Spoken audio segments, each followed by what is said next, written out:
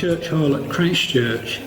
It's 10 a.m. on a Friday morning, which means that in the adjacent Shepherd Hall, the Passage are busy serving breakfast to the homeless and vulnerable people of Grantham.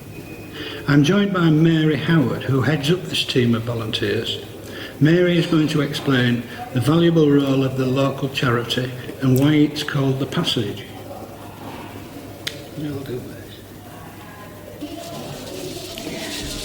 It's called the Passage because the hall going from the road up to the Shepherd's Hall was called the Passage. And it was started in 2001 by Grantham Poverty Concern meeting, who felt the need for young men who needed to be fed, who were homeless and didn't have any work. Yeah. Tony Pick, who was a Methodist minister, and Ruby Stuckey, who was one of his lay preachers, saw the need and started it, along with St Mary's, the St Wolframs and the Salvation Army. And they managed to cover 5 days of feeding. Then the Salvation Army closed down, the kitchen went, so the Baptist Church took over doing the Tuesday night meal. Closely followed by the Seventh-day Adventists, who worship on a Saturday and came and opened on a Sunday for us. So we are now open every day of the week, every week of the year. We never ever close.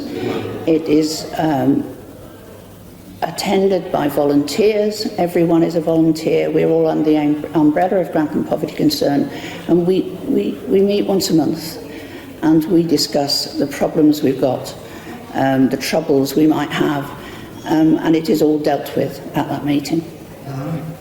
Right.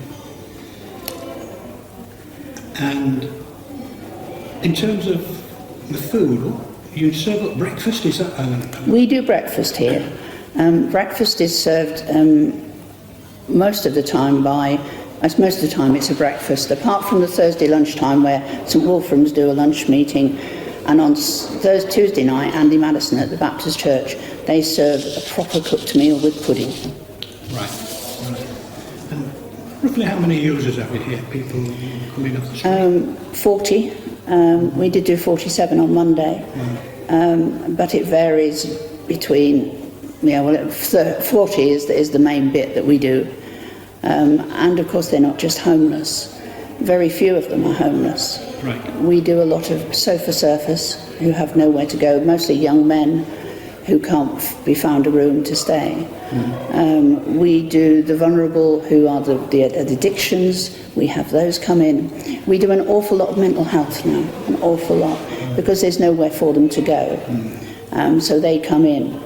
And then we have a group of people, particularly older men, who are quite sad.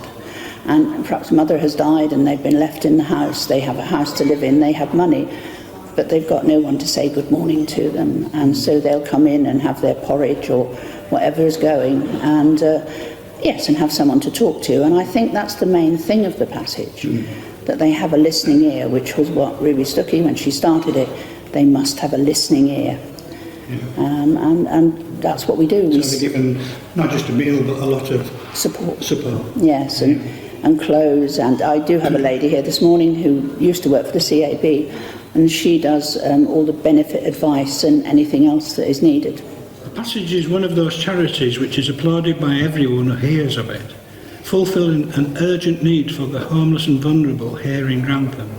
But it would not happen without the dedicated volunteers who provide a meal and offer support 365 days of the year.